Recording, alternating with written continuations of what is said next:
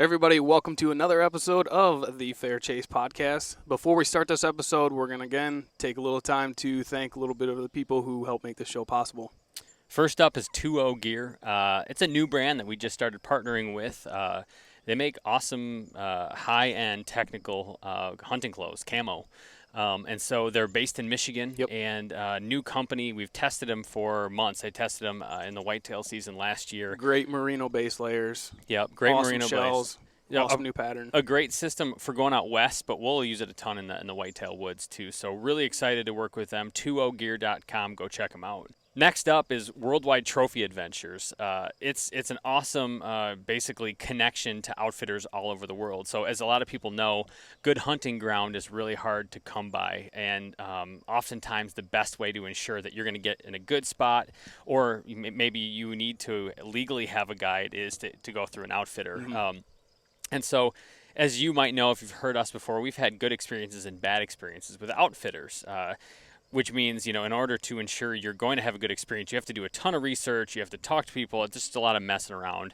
Worldwide Trophy Adventures, or WTA, does a lot of this work for you at no charge. So by booking your trip through WTA, you can rest assured that you'll be in a good location with a reputable outfitter that they've certified and endorsed. If you're looking to book a trip of a lifetime like I am, just headed to a moose hunt here through WTA, you're going to want to check them out. Go give them a call. Actually, I have the number right here. It's 1-800-346-8747, or check out their website at worldwidetrophyadventures.com. All right, so we love Trophy Line. They offer more than just saddles. Believe it or not, they have their own climbing sticks. They've got platforms. They've got a ton of extra packs. gear. They've got packs. They've got everything. Knee pads. Everything that you're going to need to be a saddle hunter, they have it. So if you want to start saddle hunting this year and get into the game like everyone else and really love hunting even more, go to Trophy Line, check it out, use the code TFC10 to save yourself 10% on that purchase. We're big bow hunters. Sights, quivers, stabilizers, those kind of things are really important if you're going to have a deadly setup. And so we've tried a lot of different companies in the industry, and we've kind of figured out that we really like Redline gear the best. So we are shooting their torch sights this year. It's a really cool sight. There's a lot of good micro adjustments you can make. You can customize a lot of the stuff on there. Really make it your own. The chargeable USB rechargeable light is really sweet. Cool. And so we're huge fans of their stuff. We use them all the time. It's worth going to check them out. Check out Redline. Use the promo code TFC10 for 10% off your purchase, and let us know what you think. We love them. Jared Mills, welcome to the Fair Chase podcast. How are you? Good, man. Thanks for having me. I'm excited for this. Yeah, appreciate you taking time, especially when you're just out there getting videos of, it's like the craziest deer videos that are out there right now. I don't know how many big bucks you get close to in a year, but it puts pretty much every other guy out there to shame. Pretty awesome stuff. It is crazy how often it happens, and it's a lot of luck involved in that, obviously. So it's pretty cool. It's one of the things I love about filming, though. Really, it's just to be able to capture that type of just deer behavior up close is my motivator for carrying a camera, every day in the woods. I'm sure there's a lot of guys out there that experience some really cool things, but for me to be able to capture it and look back on it at any time is the reason I love filming. Yeah, man. I can't tell you how many times I'm like, oh, I wish I had a camera. Or sometimes I'll even have a camera with me and I'll forget to turn it on. Maybe a month ago, a little over a month ago now, I was out, got out late. I'm like, I'm just gonna, go to a spot where I can kind of glass this really open section of just public land in here in Michigan, where I'm like, I'm pretty sure bucks will be cruising through. I'm gonna be from a distance. I don't want to mess it up. And I'm walking out. I'm kind of running. I get out late in the morning. It's already light. So I'm like, well, man, I got my camera in my bag. It was just a GoPro, but it was one that goes on your head. And I was like, I'm in a hurry. I'll just get it when I get set up.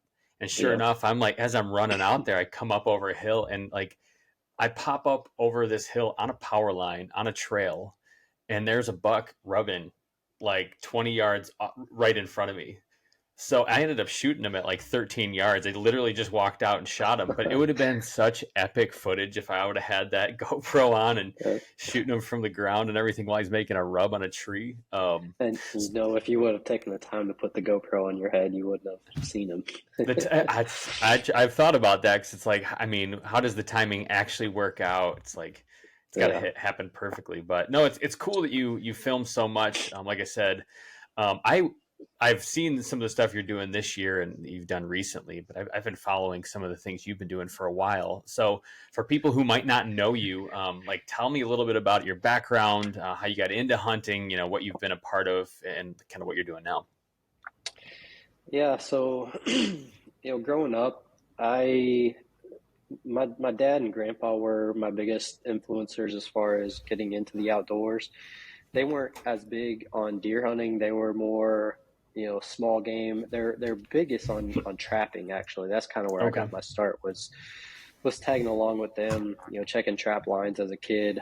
And of course just grew to love the outdoors in general. But the deer hunting aspect came a little bit later.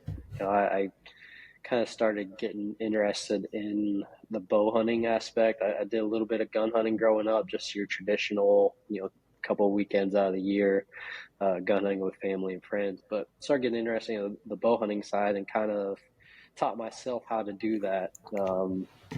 Just trial and error, really. I think that's the best way to learn. Just go out and fail a whole bunch of times in the woods and figure it out. So that was kind of cool.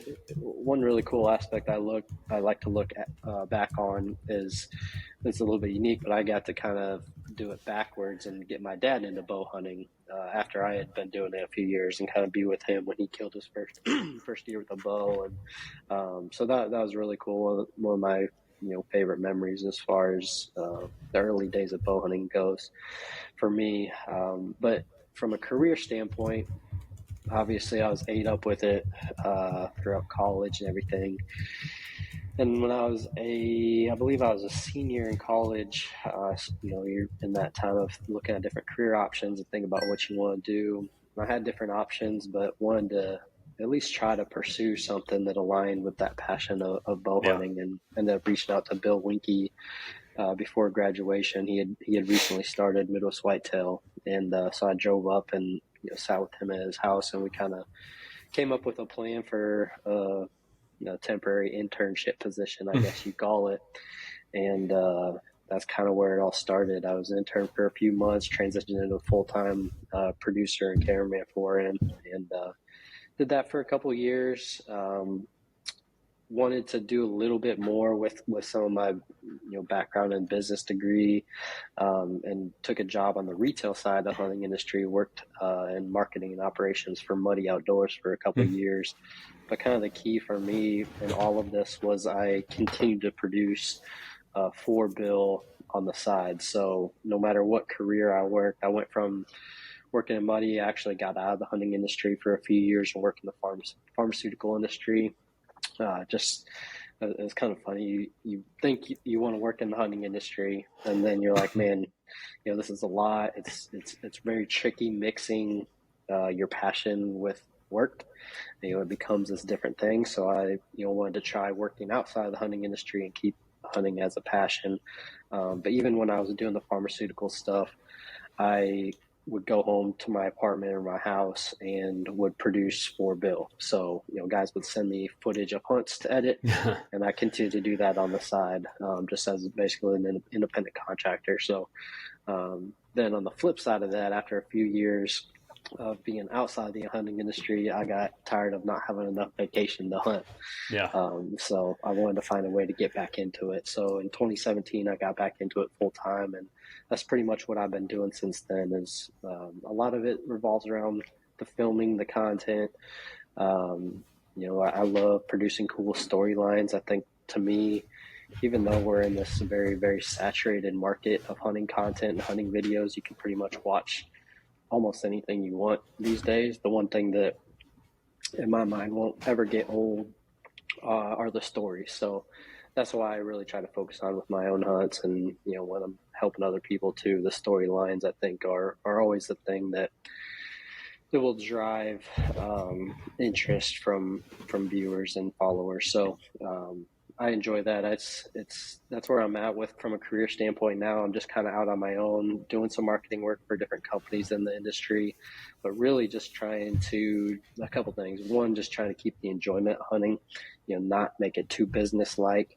And not make different decisions, content decisions based on what other people want to see. I want to hunt the way I want to hunt, and if others can benefit from that, great. But I also want to be a positive influence on people. It's the beauty of hunting is you can really make it what you want. You Yeah. can hunt the way you want. You can make it as challenging or as easy as you want, and I want to be a positive influence from that standpoint, and just show people you don't have to do it a certain way. Yeah. If you don't want to gun hunt, don't gun hunt. If you want to, there's a million different examples you could throw out, but I think people get too caught up seeing what they see on TV or YouTube or whatever, and thinking that's the way that has to be done. And if I can be an example of that's not the case, then I feel like I've had a good impact. I love that. Yeah, it's that, and you talked about it earlier, like the trial and error. You learn, you Yeah. learn best trying things, and so you can imagine you probably get this quite a bit. We get a lot of questions about, oh, I read you can't do this, or you have to do this, or whatever, and oftentimes the response, at least that I have, is like, well, I mean, you have to try it, just try it. Yeah. I'm sure maybe that is true, or maybe it's not, but you're never going to learn it truly unless you're out there and you try it, give it a shot. Like, Right. go try this crazy harebrained idea you have about getting close to a buck that you've had a hard time getting. Go outside the playbook that, a lot of hunting media is like a regurgitation of the same thing over and Oh over yeah. again. Right. Oh yeah. And it's like, it can be done so many different ways. And man, even you come from Bill Winky. I mean, how many guys that are in the hunting industry started as interns for Bill Winky and Oh are yeah. out there doing it completely different ways? Everybody from you to the like hunting public guys to Yep. there's a lot of ways to skin the proverbial cat, and instead of just doing it the same way it's been, that shows up in hunting magazines and on Instagram and everything else. Yeah. And I just think that clearly you kind of alluded to it, but there's a lot of people that are wanting to be the quote unquote expert on how to do this, how to do that. And strategy is great. People can learn from it. Teaching is great. But the reality is nobody knows your situation Yeah. as well as you do. There are things that someone out there is teaching that simply does not apply to you, your deer herd, your property, your access, your time, whatever. I mean, there's so many different factors that makes your hunting situation unique. And I think that's what people really need to understand are, your deer that you're hunting are your best teachers. Like, Yeah. you can take things from other hunters and stuff, but if you truly spend time in the field and just learning again on that trial and error basis, that's the best teacher you can have. And the other aspect of that too is I think people tend to focus too much on the end goal of killing something, Yeah. and not as much as just the enjoyment of the process of it. And so that kind of goes back to the storyline and how I like to kind of portray the hunts and things like that. Yeah, I love that. No, it's an interesting thing, when you take what someone else says as the truth. It doesn't apply everywhere. I mean, you're in Iowa, right? Yeah. The way that you hunt in Iowa is going to be a little different than the way I hunt in Michigan. Deer are 100%. different. And Yeah. yeah, and the way I hunt in my spot in Iowa Yeah. is different than the guy that's half hour away in Iowa. So it's always, there's no level playing field. Like I hate when people make hunting out to be a competition because it just doesn't make sense. But yeah, I mean every situation is unique, like you said. Yeah. Well, in comparison will rob you of a lot of joy. Yeah, And in sure. fear of like what happens is you compare, you look at Instagram, you see Jared Mills is putting down, regularly 200-inch. I know it's not regularly, but you're putting down big deer regularly, Yeah. man. It's like, oh man, I'm such a failure this season. We hear this a lot. This season was kind of a disappointment. And what we've talked about, especially lately, is like to see the end goal as this 12-month period. I didn't shoot a monster buck, and that's a failure. That's the wrong way to look at it. I mean, First of all, if you look at it as this is a giant lifelong puzzle that I'm going to be doing with whitetails, and so this is one season, one chapter of a giant book. It's a great way to do it. And secondly, it's like the learning should be kind of the goal, not the actual shooting of the buck. Like for me, I tagged out fairly early this year in Michigan, which was great, but I kind of do miss just being out there and like learning new spots or checking new areas out. And it's been like November 1, I was done for going for bucks. So I've just been sitting out there, I guess, kind of scouting, I don't know. Yeah. I can't, it's so if you change your mindset, I think you're going to have a way better season and just enjoy yourself more. And when things go wrong, you can laugh about it and think, oh, this was an awesome thing I just learned about never doing this again or this way again. Try new things, failure is the best teacher. Failure is going to make you a better hunter, and it's just going to help you learn about what whitetails specifically, in this conversation do and like in your area and your state and your region of the country. Yeah. And I mean, to be very clear, it's easier said than done, right? Like we can preach that, but it's hard for guys. But if you really sit back and like, what is the failure? Like there truly is none. It for the average guy, it's not being able to post something on social media or like, he's gonna be looked at as a bad hunter from his friend. I mean, there's truly nothing wrong with failing. So the enjoyment is way, way more important. And it's probably even a higher level for someone in my position that's trying to base my whole career around this. Yeah. If I were to look at this as like, man, this is business. I have to kill for content. I have to kill for, my partners, etc. It'd be way more stressful and I wouldn't get any enjoyment out of this. I had a great season last year, and on the flip side, it's been a tougher season this year. I've kind of made it tough on myself, but the reality is I haven't killed a buck yet this year. But if I was looking as business, I'd be stressed to the absolute max right now. You're out there with a recurve, and I just saw that video you just posted of that buck that looked like half beef cow. You're like, what? It's crazy big, yeah. But that's the thing. Like that's a perfect example of like, man, I think it would be fun to try to go on the ground. This is the biggest body deer probably I've ever seen. Let's see if I can kill him on the ground with a recurve. Like, here I am later in the season. I haven't killed a buck yet. Some people would think about, okay, let's try to find a way to make it easier, maybe up the weapon or, try to put some advantages. But I still have this vision of like, let's keep this fun. And what's the most fun that I can have doing this? Let's go try something super challenging. Yeah. And so that's really, over the last couple of years, that's been a big priority of mine, is just to keep that mindset of keeping it enjoyable. Like that's the reason we all hunt at the end of the day. You think back to like our early days of hunting and how exciting it was just to be in the woods every single time, like trying to replicate that. Obviously it's not perfectly possible to do it, but just trying to take bits and pieces of that and just keep it enjoyable. Like it's once you get to that point, it's such a refreshing view on being out there. Yeah. And that's kind of the way I've trended the last maybe 2 years, where it started to really actually like, oh, this is way better this way. I can, it's a growth mindset, not a fixed, me versus everybody fixed pie. If somebody else does well and I don't shoot one, I'm looking at them like mad at them and feeling bad about myself. And there's just no time for that. Right. All right. We're going to take a pause here real quick and just thank a few more guys and companies that help make this show possible. First up is Vortex. We can't say it enough. We love their glass. We love their binoculars, spotting scopes, rangefinders, their apparel. James is rocking a nice little hoodie here.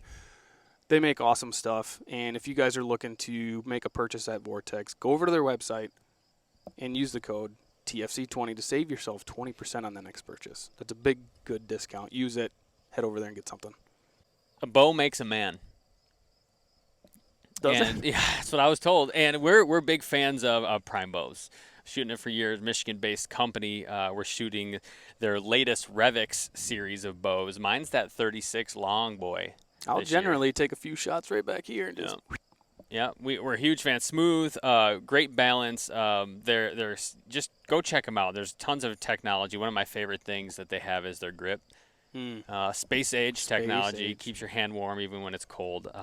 Highly recommend go check out Prime Archery. Finally, Lathrop and Sons boots. Your feet kill animals. Like the more you walk, the more chances you have at getting that big buck, that big elk, moose, whatever it is. Lathrop and Sons have been kind of our go-to boot of choice for a while now. We've put in a lot of miles, taken them all over the place. There's no leaking. It's comfortable.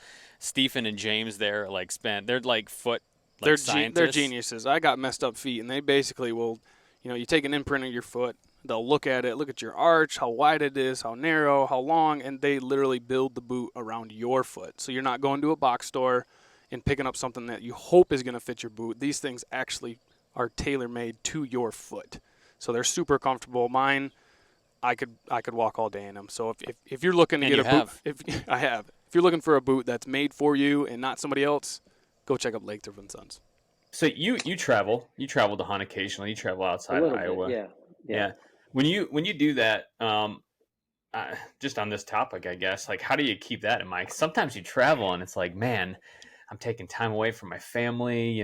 This is a trip. It's expensive, and so you get there, and it's at least for me, it's way easier to get into that. Like if I don't shoot something, if I don't kill, it's a little disappointing. How do you balance that in your head?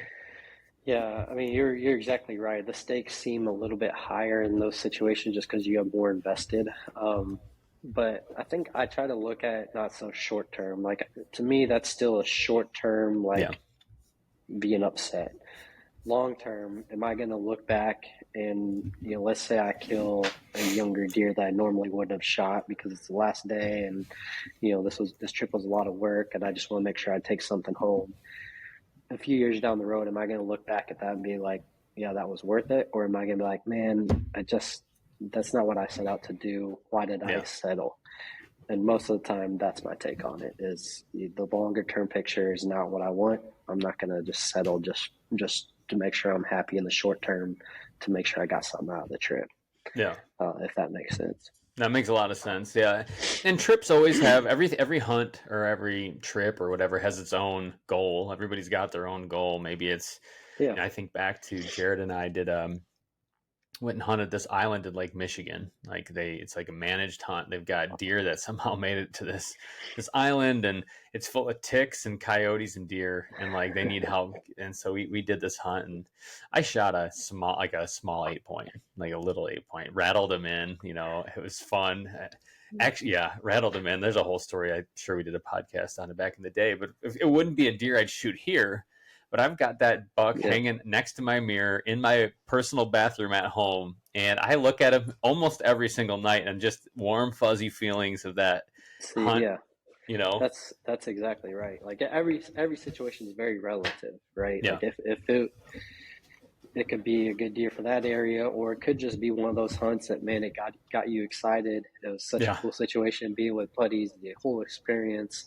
All that stuff plays into how relative that situation is. So, I think that's what I base it on.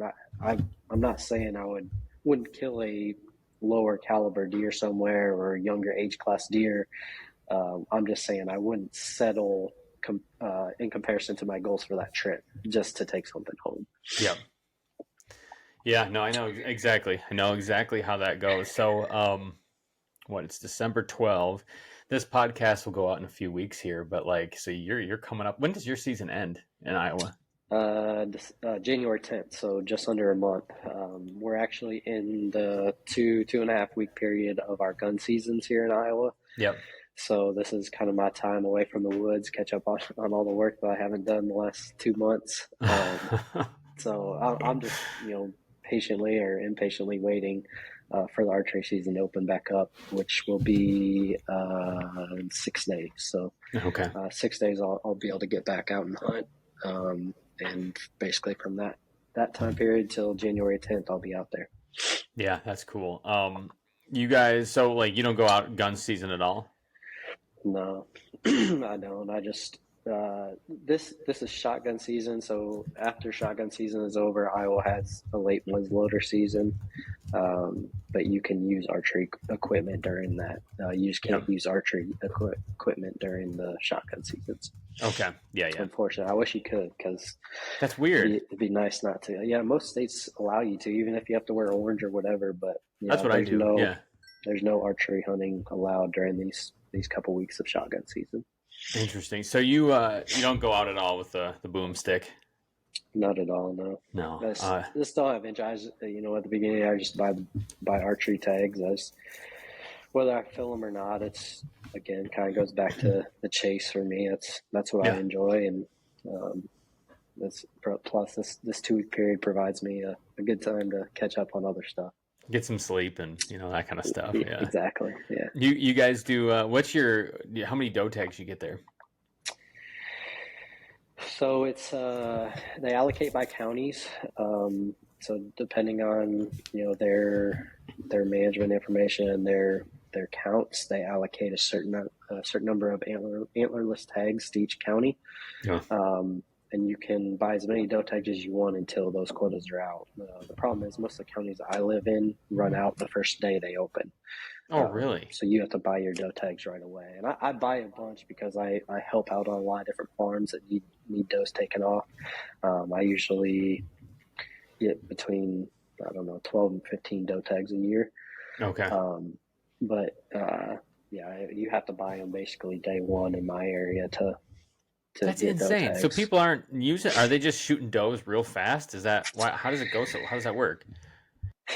I think it's just again, there's certain counties in the state where they have leftover all the way through. Like you could go buy doe tags right now, but in my area, they're I guess they're saying the population is low enough that they don't want to get out that many tags. So.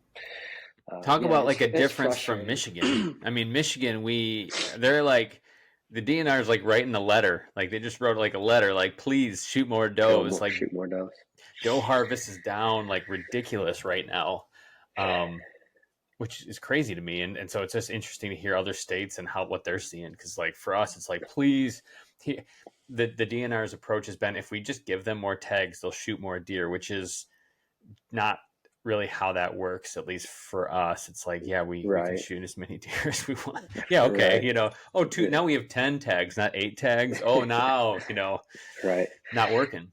Yeah, I see both sides. The frustrating part for me is like, I spend a lot of time with land management and helping landowners.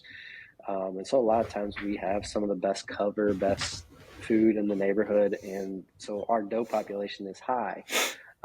Even though it's in a county that the DNR deems as low population. So you almost would like to see it at a more local level than countywide, because maybe countywide that allocation makes sense, but if you look at certain farms, they need those taken off, but you can't get tags. So that's kind of the frustrating part for me is a lot of times we want to fill a few more doe tags, but we just can't get tags. Yeah, I see both sides. There needs to be some type of control on the numbers and the how the tag allocation works. But I would just like to see it, at least the option to look at it at a more local level. Yeah, for sure. So, at the beginning, I mentioned all these epic whitetail footage that you had some crazy stuff this year.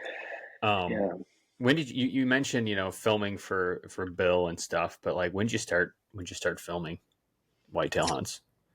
Then, when Bill hired me, I didn't know how to turn the dang camera on. Like I knew nothing. Yeah. He hired me based on his outlook on me figuring it out. And the technical side, isn't that hard with regards to filming and even editing. Anyone can learn the technical side of it. It's more that storytelling, creative side that you kind of develop and have to have an eye for. So it's kind of funny looking back at just the overall evolution of it, but my passion for the high quality video side has become just as important to me as the actual hunt. Yeah. We talk about levels different levels of challenges to hunting. You can use a recurve to a compound to a gun, or in all the different situations. To me, that's just another level of the challenge for me. Like I love that challenge of trying to capture high quality video of these hunts. And so I'm motivated by that just as much as I am anything else. Yeah, that's fun, and they're great. I mean, great quality. Like, what as you've done it, what's been like the hardest thing to figure out when it comes to filming? Discipline. Like you truly, if you want to capture high quality stuff, you've got to be so disciplined and almost become videographer first, hunter second. Yeah, Especially if you're doing it alone, right? And if you're self-filming. that's why I'm such a terrible video guy. And I'm like, screw the camera, I'll chuck it out of the tree if I have to. The moment a 110-inch buck comes in, I'm chucking it out and grabbing my bow. I think that's 99% of guys. Yeah. So that's that's probably my answer. If you're going to ask what's the most challenging part, is just understanding how disciplined you have to be, and you certainly don't have to. I'm a big advocate for guys filming hunts. I just think my experience of being able to look back on everything I've captured and have it all documented. Huge advocate for it. I would recommend doing it for anybody out there. But what I always tell them is you don't have to do it at the highest quality level. Like you can do it at a very minimal level and still get enough to look back on for your own memories or just share with family or friends, whatever it is. So there's like anything, there's a lot of different levels to it, but I just enjoy the really high quality stuff too. Yeah, it is. It's high quality. It's much different than mine. I go out with one of those actually it's right here. These 360 cameras. Oh, yeah. And that way I don't have to point it. I just put it on, and wait. And usually it captures something. Yeah, it's if it's anything over like 15 feet away, it's gonna be hard to see, But at that point, you just take my word for it. It's awesome, But filming's cool because, and I even had this where we just rolled out this moose hunt that I did this September. But you watch it and it's like, oh, I totally forgot. I would never have remembered that. And it was a cool thing, it's like, oh, I never remembered this happened this morning. I thought I shot this moose on day 4, not day 6 or whatever, because things kind of just jumble together after a while. Yeah, which, by the way, that was a very cool production. I enjoyed watching that. You guys did a good job with that. It was cool to see. But yeah, to your point, like it's fun to look back at like the well put together versions like that, like to watch the high quality edited video. But I actually find myself more often going back and watching the raw footage than I do watching the edited hunt.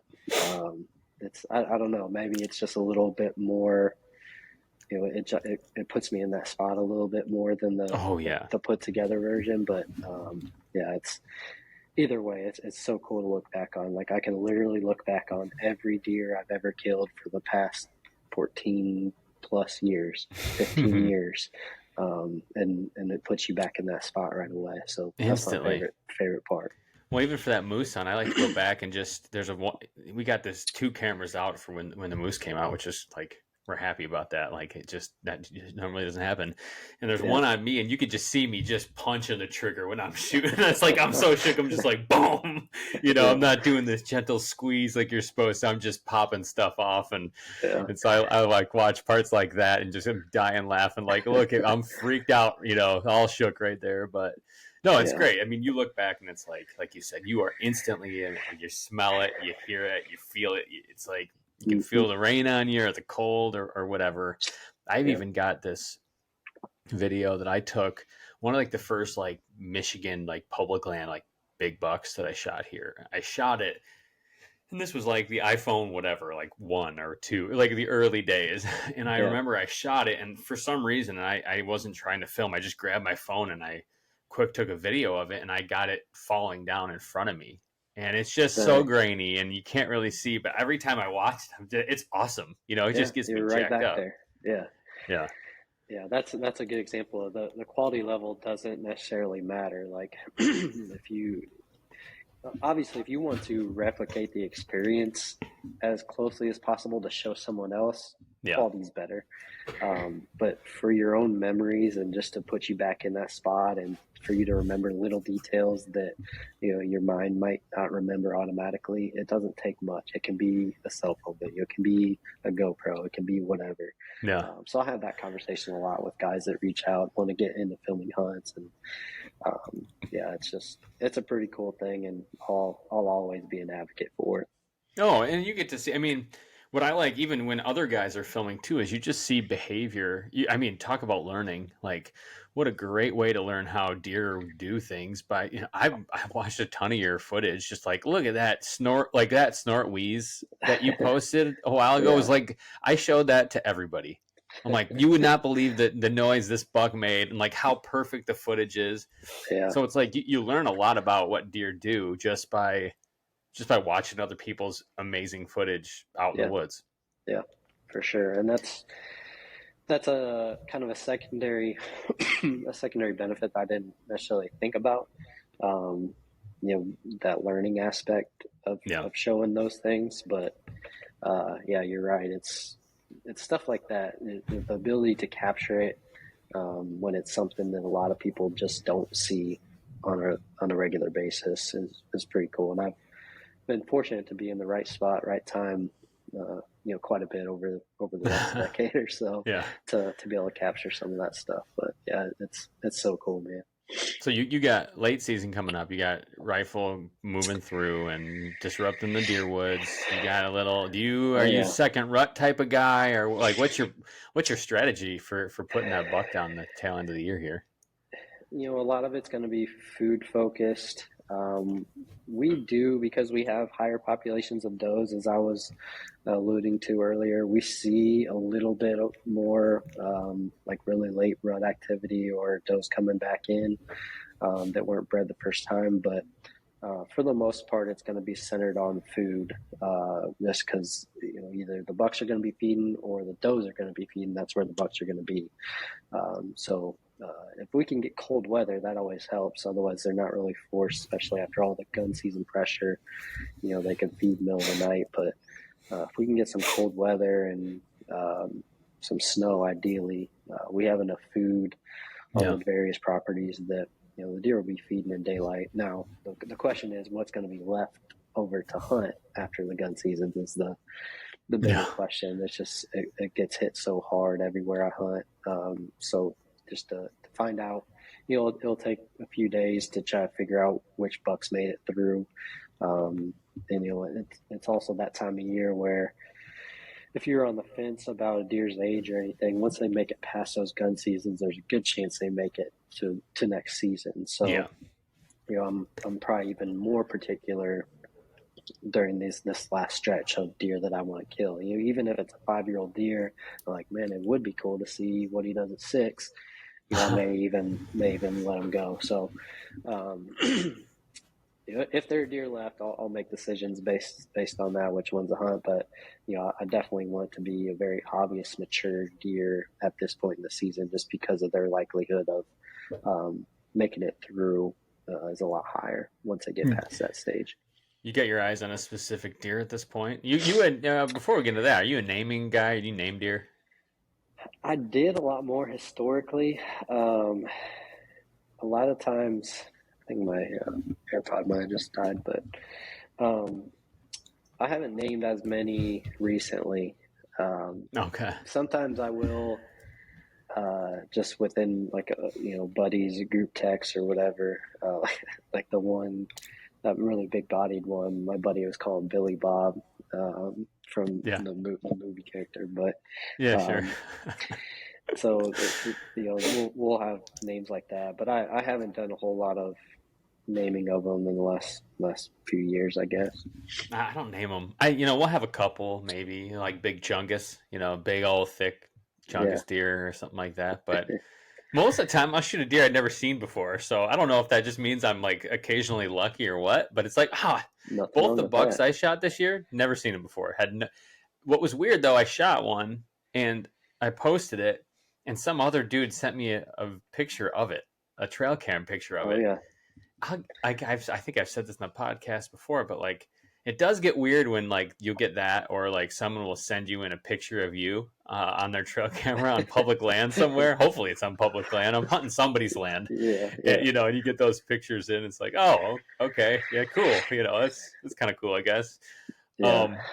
So I've experienced that too, where I've killed bucks I didn't know, and then all of a sudden every guy in the neighborhood or within a few miles sends you pictures of it and say, yeah, I was hunting him, or yeah, I had pictures of him, and it's just part of it. But I've been on the other side of it too, where more often than not, deer you're hunting ends up getting killed somewhere else. So that's cool. So you've got your eye on anything? I am really hoping that really big body deer makes it, just to be able to hunt late season with the recurve. I want you to shoot that one bad. I want to know how much it weighs. I know, it'd be the first deer I've weighed in a long time, but I can't not weigh him. What's crazy is normally this time of year, they're pretty dang run down. The mature bucks are pretty run down. He doesn't look like he lost a pound. I don't know. He's not chasing does. He's eating. Yeah. I think that's all he did was he's even got like a little waddle to him when he walks. He's so big. It's pretty cool. Yeah, that'll be sweet. Well, I'll keep my eye out for that. Yeah, I hope he makes it. As far as I know, he's still alive. I don't have like any cell cams or anything around where he's living, so I don't know for sure, but I haven't heard of him getting killed just yet. No. Cool. Well, Jared, thanks for taking the time, just hopping on, introducing yourself here to our listeners, and everybody. Check Jared out. Actually, Jared, if people are trying to, check out these videos, and I'm talking, check out, everybody's listening, check out the Snort Wheeze video. It's incredible. Yeah. Where can they find you and check out these videos? So YouTube is a primary spot where I spend most of the time uploading, especially the longer form videos. So that's the best place to kind of follow along with the storylines. It's just my name on YouTube. I'm trying to be a little more active on social media, on Instagram. So some of the shorter form stuff, you can follow along there. But yeah, YouTube's still probably the best spot to subscribe and follow along with the daily hunts. Cool. Yeah, I appreciate it, man. And everybody, like I said, go check them out. Like if you want to get a good crash course in like up close deer behavior in Iowa, especially, and giant bucks doing really cool stuff, check them out. Jared, thanks again for taking the time. Yeah, thanks, man. I appreciate you having me on. Hey, everybody. Thanks for listening to this episode. We really do appreciate it. If you want to go on to any kind of social media platform, give us a like, share, subscribe. It'd really help us out. Keeps the train rolling. And if you guys really like what you're listening here, give us a 5-star. Either way, even if you don't like it. Even if you don't like review. it, 5 stars. That'd Helps everyone out. We'll see you out there.